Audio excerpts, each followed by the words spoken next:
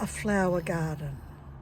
That's our next challenge, and I was pondering, how am I going to actually make this a challenge and a learning adventure? So I thought I'd start by just picking or writing down on a piece of paper all our Monday colours and pick 3 of them out and then make the flower garden using those 3 colours. So here we go. Let's see what I'm picking for myself. The first one I pick out, oh, it's got 2 there. The first one I pick out will be the main colour. I hope it's not pink. Oh, it's green. Oh, lucky me, one of my favourite colours. Hello, 3 amigos. And my second colour, hopefully about, so that'll be like 60% worth. This will be like 30%. Bling, green and bling. Oh, not outside my comfort zone at all. What is number 3 going to do me in my garden?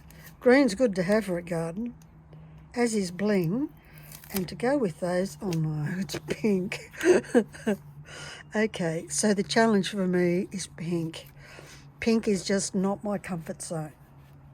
Luckily, green and pink go quite well together. So this one here will be 60%. This will be 10% because it came out last. So that means this will be 30%-ish. So we're doing ishes here. Oh my goodness me. Now I'll have to go away and pick the pattern I'm actually going to use, or think of a pattern I'm going to use for my challenge.